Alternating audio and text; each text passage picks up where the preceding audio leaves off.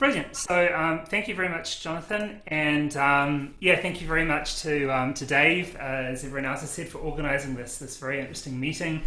This sort of meeting of people from a couple of different areas with various different backgrounds.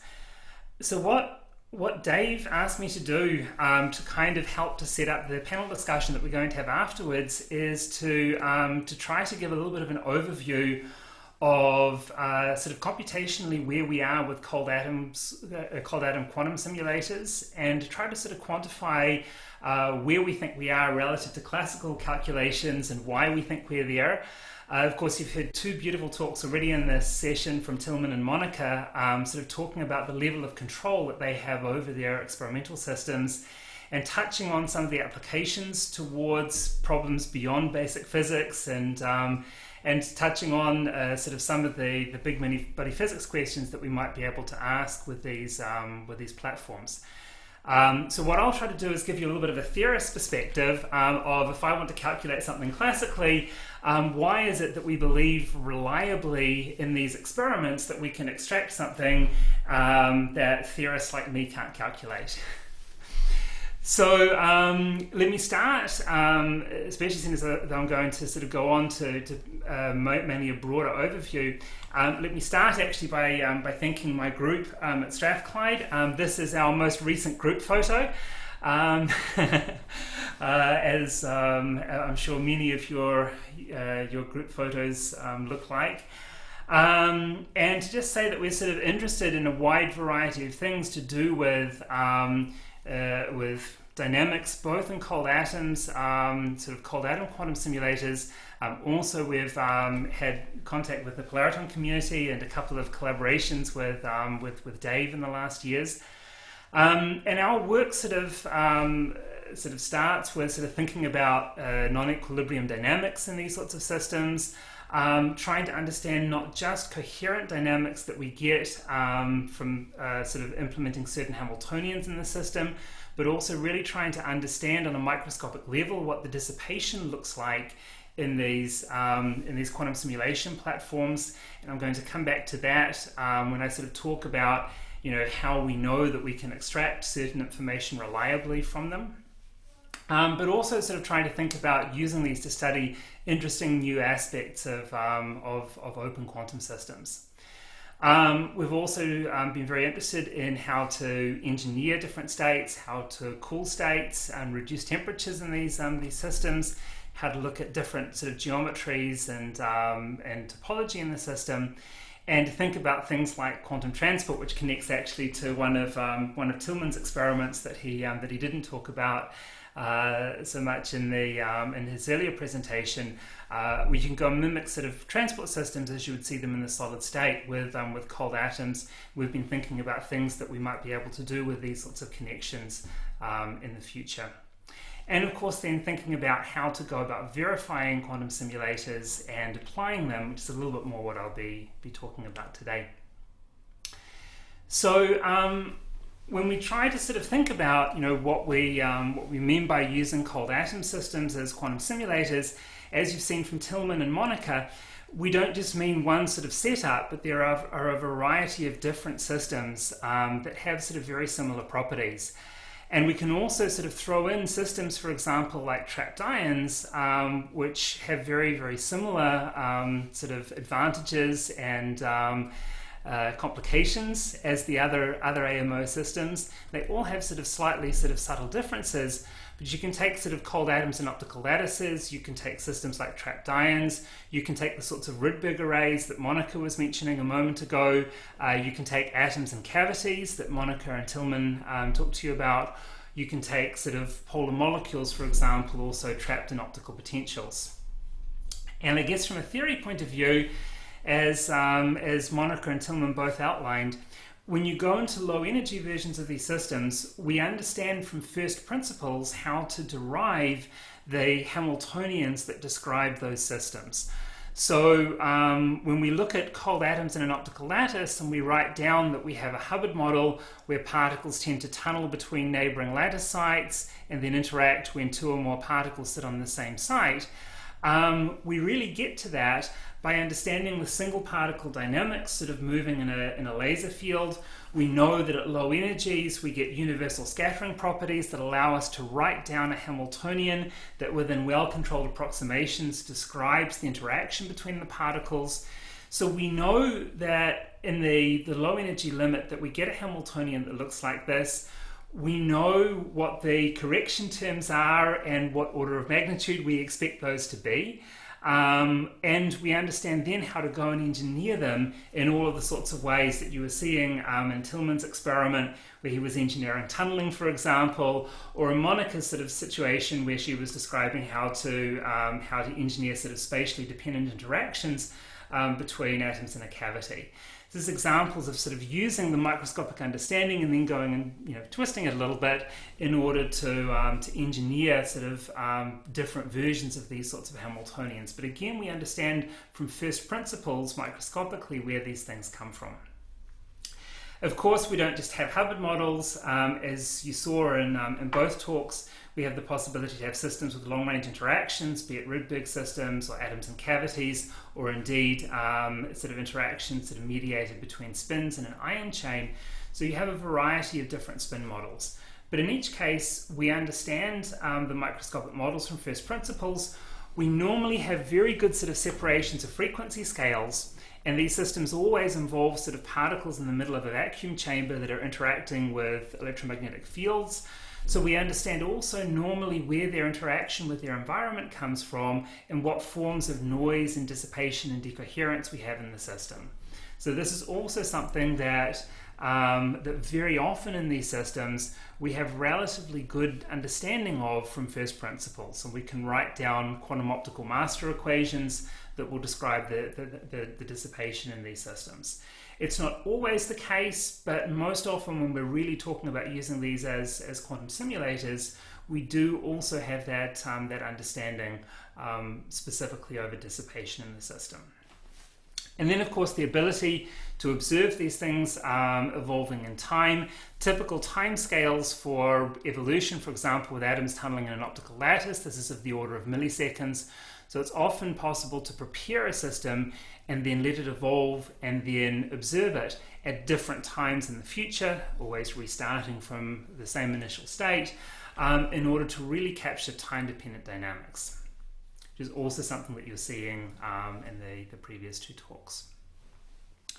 So then we can ask, well, what can we do with these systems, and what are the opportunities? And you've seen, again, great examples of this already in the last hour and a half. Another example of this is what people can do, for example, in quantum gas microscopes. And this takes us back a little bit to some of the discussions that we had during the panel session yesterday, where people are again able to go and realize Hubbard models and Bose Hubbard models, and now sort of on this level where you can measure individual atoms in individual lattice sites and observe things, for example, like antiferromagnetic ordering in the Hubbard model by making measurements spin selectively. And there are experiments in a growing number of places around the world doing these types of things. You also have the ability to use these microscopes to go and control and program these potentials on the level of single lattice sites. So this, together with the other sort of AMO systems that we have, gives you an enormous amount of opportunity in terms of what you can study, ranging from things that are really in fundamental many-body physics to things that are much more applied. And you can see that I edited this slide just in the last hour. I thought that that Tillman gave a really good sort of overview of the things that in general that we're initially trying to do in these sorts of systems. We're trying to use them to answer open questions. What is the physics in certain regimes of the Hubbard model, for example, to realize things that are fundamental concepts in a very clean way so we really see them in the lab and can explore them further, to simulate devices, and indeed, hopefully, most interestingly, to uncover unexpected phenomena. And this happens sort of across novel quantum phases and quench dynamics. Again, I think that Tillman introduced that very, very well.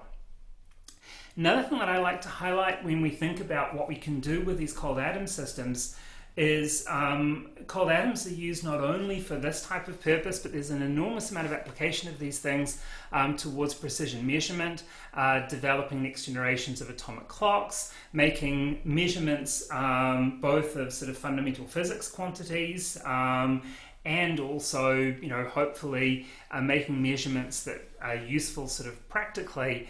An extreme example of that was a paper published by some of my colleagues at Strathclyde the other day, where they were using a vapor cell of rubidium as a magnetometer to measure a cow's heartbeat, particularly sensitively.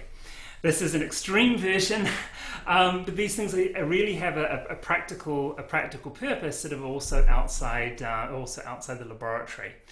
And by having this level of control and developing better and better control over these mini body systems, using them as quantum simulators, we have opportunities to better understand the many particle properties and to find new ways to control them and to improve these sorts of devices for precision measurement.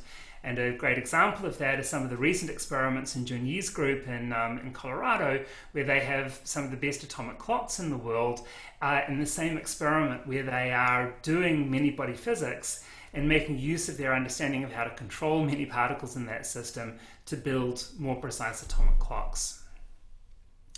And then, of course, as Monica outlined in her talk, and as we heard a few times yesterday, we're really hoping then that we can take these things, if you like, beyond just sort of fundamental physics, thinking of these systems sort of like analog computers, as you saw this same picture earlier from Pavlos, or indeed using this analogy that you also heard last night of wind tunnels, or yesterday afternoon, I guess, the people in US time zones, where you're really trying to use this to understand many body dynamics in a way that you can apply to developing, for example, new materials in the solid state. In a sense, we're trying to, you know, use these things to get to microscopic sort of features of many body dynamics that we can explore in a clean environment. Perhaps it's going in the opposite direction as wind tunnels, because rather than building a smaller scale model, in a sense we build a bigger scale model of things that we might want to see in solid state physics. And then by understanding that dynamics, hopefully, you know, going and applying this understanding to development of new materials, or eventually hopefully being able to implement and study things like Hamiltonians from quantum chemistry. Or indeed apply these things to optimization tasks in the way that Monica was describing. What are the challenges? Well, obviously there are always challenges in these things. In this particular case, what you're sort of seeing from what Tillman and Monica described is that there's been, you know, a lot of advance in the last years in the ability to really go and program interactions and different forms of tunneling. You saw gauge fields. You saw a lot of different ways in which the programmability of these systems is being improved. Scalability is really a question, of course, of reducing decoherence and noise, and also, crucially, reducing calibration errors in the experiments. One thing that we always have to ask if we talk about building a programmable simulator is we have to ask, when we say that we have these sort of Hamiltonians that I had a few slides back, how well do we know what these different parameters are? How reproducible are they from shot to shot in the experiment? And whenever we're talking about an analog device that we can't error correct, one question is always, you know, how do we understand how both time-dependent variations and calibration of these parameters affect the sort of information that we're getting out of these systems? So we have to ask these sorts of questions sort of critically when we want to start making comparisons, for example, with classical calculations. And on some level, we want to understand better maybe how to certify and verify the types of, if you like, calculations that are done by quantum simulators. And then, of course, we want to develop applications that are relevant to industry and relevant to other fields of science. And this, in the end, somehow, I guess, is when we talk about the systems and the way that the theme of the workshop was set up, this is kind of one of the driving forces.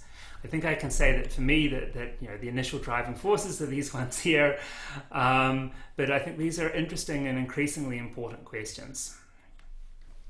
So when we really want to ask in a concrete way, what can we do here that, again, a theoretician like me can't just go and do with classical simulations, how do we go about asking this type of question, and what sorts of problems might we take as sort of demonstration examples that we can really do something in the lab that we can't do on a classical computer?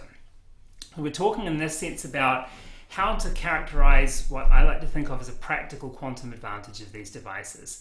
How can we say that we have quantitatively accurate solutions in regimes that we can't simulate classically? So this is where I would appeal to two things. Firstly, our understanding that there are some problems that, to everyone's knowledge at the moment, are difficult for a classical computer. And at the same time, I'd appeal to the first principles understanding that we have of these cold atom systems. So again, when you take, for example, cold atoms in an optical lattice, and I'll do this for atoms in an optical lattice, but you could go through the same example for trapped ions, or for atoms in a cavity, or for neutral atoms in an array using Rydberg interactions. What we have is we have a Hamiltonian that has been derived from first principles, and we have this sort of generally large-scale implementation where you have hundreds of atoms at least. And as I said before, in principle, you know the microscopic models from first principles, including the dissipation. But if we want to get quantitative about that, we need to be able to account for errors. So we need to think about calibration errors in these parameters, which is something that can be measured and characterized in experiments, and something that people are improving on all the time. We need to be able to incorporate, for example, unwanted Hamiltonian terms. We need to understand the level on which the approximations that produce this Hamiltonian are valid, and understand how any corrections we have that go beyond that will affect the dynamics. We need to account for potential errors in the initial state preparation. And then we need to account for things that interfere with what we're doing during the process. We need to be able to model, for example, noise due to laser fluctuations that can change, time dependently, the depth of the optical lattice and lead to heating in the system. And we need to be able to account for things like decoherence, which can come maybe from magnetic field fluctuations, and certainly in the case of atoms trapped in optical potentials, from spontaneous emissions that give rise to, again, heating in the experiment. So as an example of this, what we've been doing with some of our collaborators over the last months is trying to analyze this specifically for dynamics of atoms in the Hubbard model. And part of the reason why we really choose here quench dynamics, where we take an initial state where you have atoms located on particular lattice sites and then evolve under some chosen Hamiltonian parameters, is firstly it's something that we know has been realized with cold atoms in quantum gas microscopes and many other experiments, such as the ones that you saw earlier. And in addition to that, we choose this because it's something that most people will agree is a very hard problem if you want to extract sort of even two-body correlation functions. This is something that's very hard to do accurately using existing classical methods. So if you try to calculate quench dynamics using classical methods, we know for big enough systems that we can't solve the problem exactly, because we simply have too large a Hilbert space and you can't do exact diagonalization.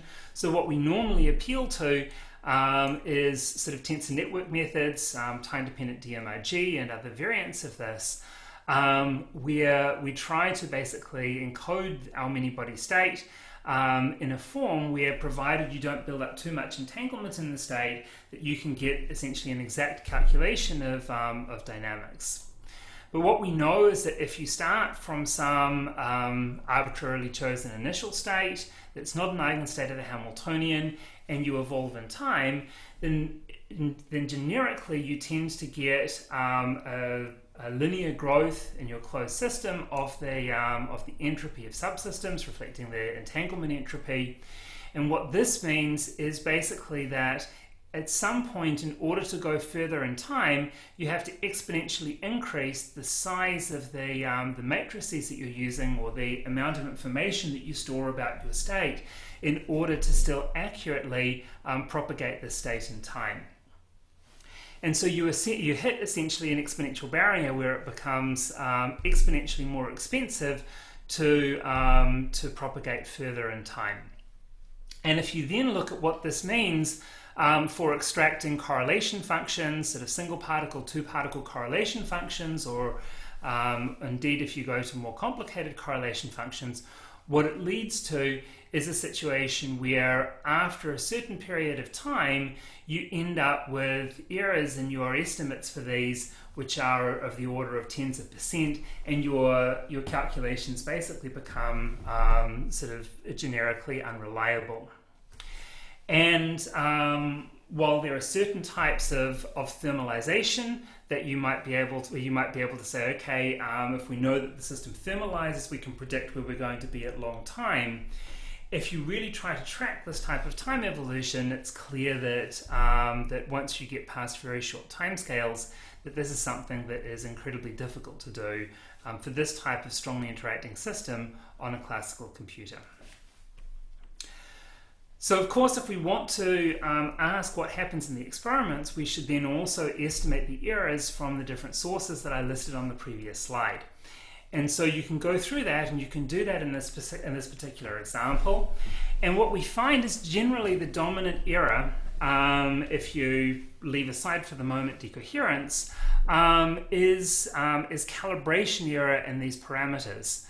And what you can see is that there is, in particular for these lattice models with local interactions, you tend to get a bonus out of the fact that that for local interactions in the Hamiltonian, that there is a limit to how much these errors that occur locally can then propagate to longer distances over moderate timescales.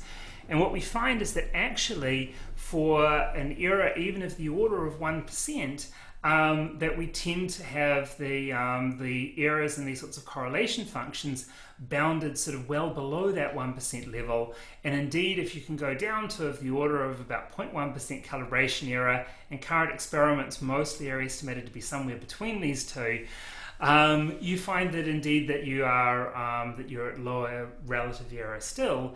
And again, we find that over time that these things only increase relatively slowly, and that as a result, you should tend to be able to go up to timescales that are many tunneling times, in contrast to what we are generally able to do with the best available classical methods to extract these sorts of correlation functions in experiments.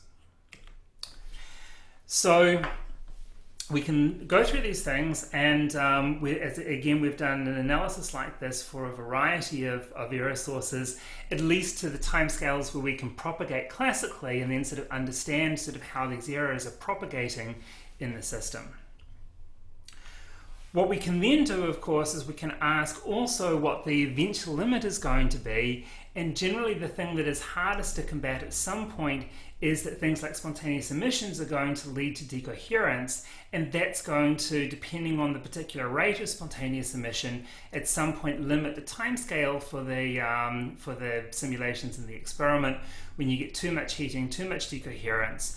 Luckily, the fundamental limits at the moment are still relatively small, and are again of the order of these sorts of smaller lines down here. And so again, sort of propagating to many tens of tunneling times is something that in principle we should be able to do in experiments without getting beyond the sort of percent level error in our correlation functions.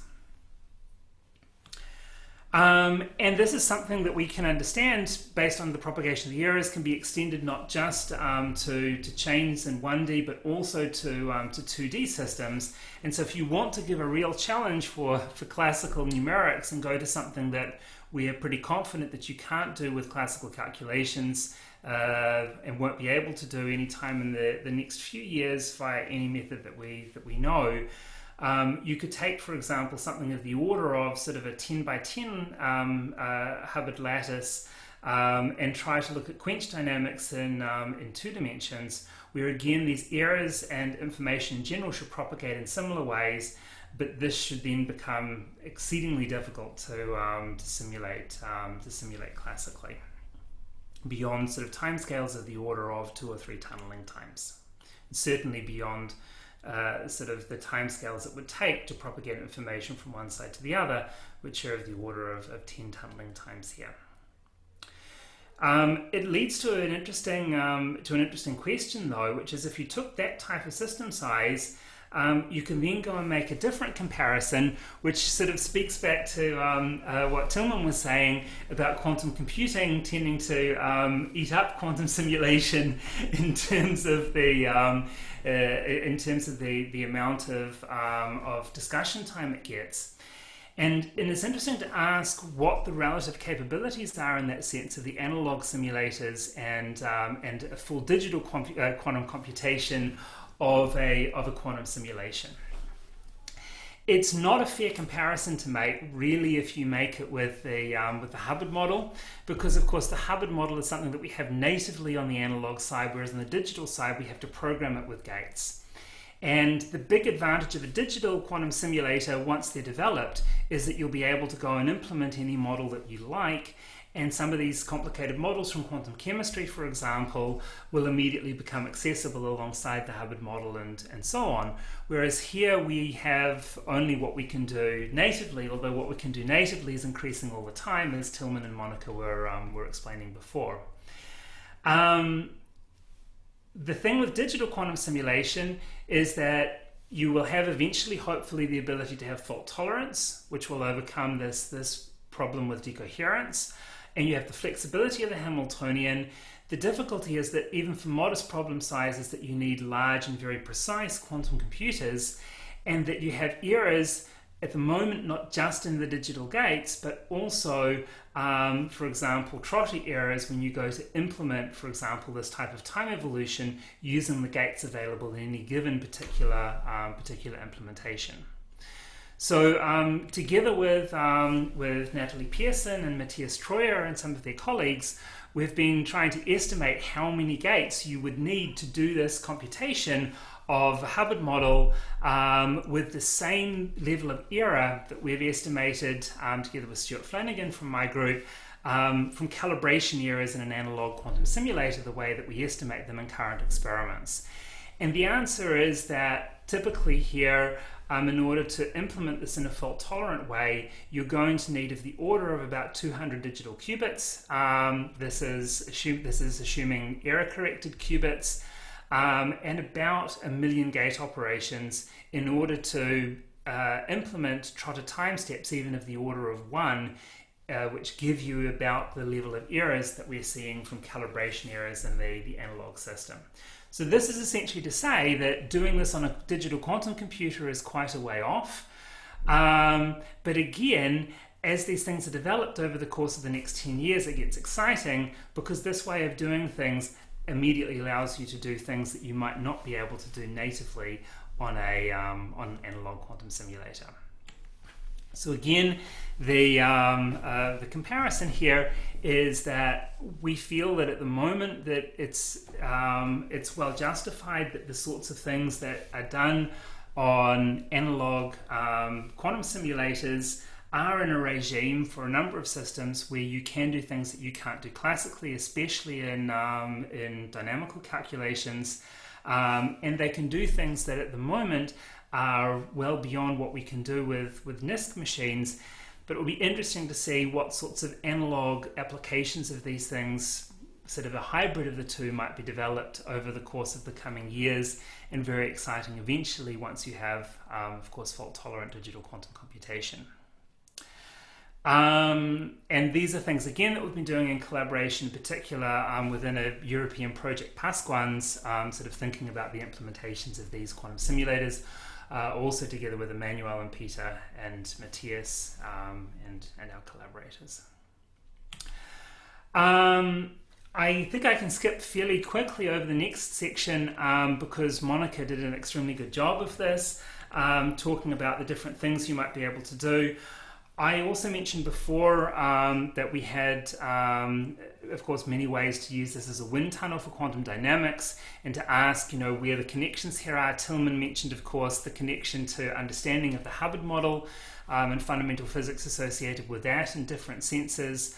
And you might look towards understanding many body physics in these systems and applying that to a number of interesting practical areas. Monica talked a lot about implementation of optimization problems. There's also, for example, a very nice architecture that Philipp Hauche, Wolfgang Lechner, Peter Zoller developed that allows you to take, for example, all-to-all Ising models in which you have encoded sort of quadratic binary optimization problems and find ways to rewrite that in terms of sort of local and quasi-local interactions on plaquettes that could be implemented in the future, for example, on Rydberg systems. There's another example of how these sorts of things could be done. There have also been proposals, for example, for direct implementation of problems associated with maximum independent set from Hannes Pichler and Misha Lukin and their collaborators. And together with the things that Monica mentioned in her talk, there are lots of interesting ways starting to be developed that will give you also native implementations of these sorts of problems. Of course, one big question is going to be, when might we see a practical quantum advantage for these sorts of things? I think that is very much an open question for all of these things, certainly that I've just sort of flashed up here on these couple of slides. But there's a lot of interest in it, and again, aside from Pasquans, there are also various companies in Europe starting to push, this question of how do we understand where this might be practical. So with that, the summary is sort of leading into the discussion. What's nice about AMO quantum simulators is our understanding that we have from first principles and our ability to model also the imperfections, which helps us to quantify what these things can really do. So from a theorist point of view, this is sort of really interesting, and we do think that these experiments that our wonderful experimental colleagues, including the two from whom you've heard in this session, are already building in the lab, can be in regimes where you can do things that we can't simulate classically. And, again, this is an interesting question as to what you might be able to do beyond the realms of many-body physics in the coming years. So, thank you. Thank you very much, Andrew. So there's one question in the chat from someone who's no longer here, so I will ask it for them, although I'm not entirely sure I know quite what they wanted asking, which just said, could you say something more about the spin glasses on the first slide? Oh, the spin glasses on the first slide. And I realize that it's odd answering questions from people who are not here, but since it's recorded, they presumably can come back and watch. Or there was something very early on that led, well, at least the question came very early after the start of the talk. Is it possible? No, maybe they were actually meaning to ask a question to Monica, because it's not there on the first slide. Yes, you didn't say anything about spin glasses. To Monica, we also have lots of things with spin models. This reference here is actually the collaboration with Monica, where we're thinking about information spreading in spin models with long-range interactions and having lots of fun with that. There's also this many-body localized system and understanding how it's delocalized and what signatures remain when you add decoherence. So when you really look at this in an open system. I'm certainly happy to talk more if people are interested in that later on. Yeah, so since the person who asked the question is no longer here, I can't clarify what it was they actually wanted to ask about. So I think I'll leave that there. As always, please either raise your hand or put a question in the chat. While waiting to see if there's any other questions, let me ask one which may be a tough one, which is, if you go right to what you were saying at the end about why would we want to do this simulation, and what we want to do is to build a high temperature superconductor. Is it obvious that the computationally hard questions are the physically meaningful questions to allow us to do that? So I think that there are a couple of different ways to answer that. I think that in some of these applications, it's clear that what we can do here and what is computation, what we can do here is physically meaningful.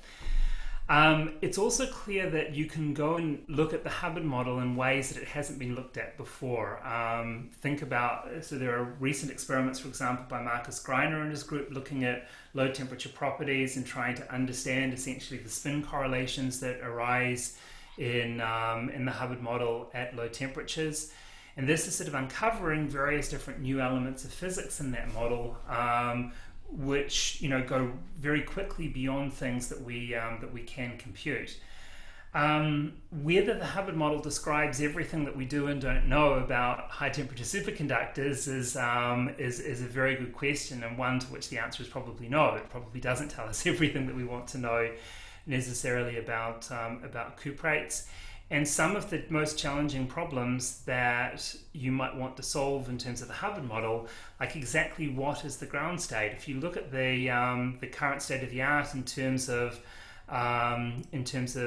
just different types of variational techniques, the difference in energies between different competing orders there are normally so small that if you wanted to do these things in cold atoms in an optical lattice, you'd put quite extreme requirements both on the temperature and on your ability to calibrate the system parameters. So I think in terms of answering some of those problems that people have set up numerically, that's a big challenge and probably many years off still. But answering bits of fundamental physics about the Hubbard model, I think that there is a lot that can be uncovered. And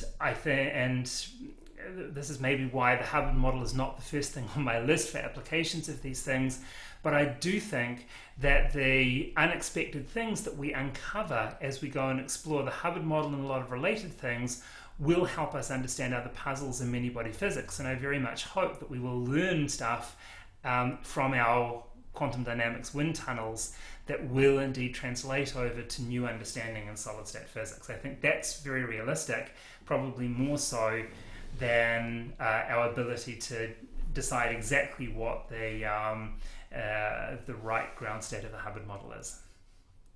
Okay, thank you. So I don't see any questions there or any hands which are still up. So I think perhaps we should stop there. So thank you again, Andrew.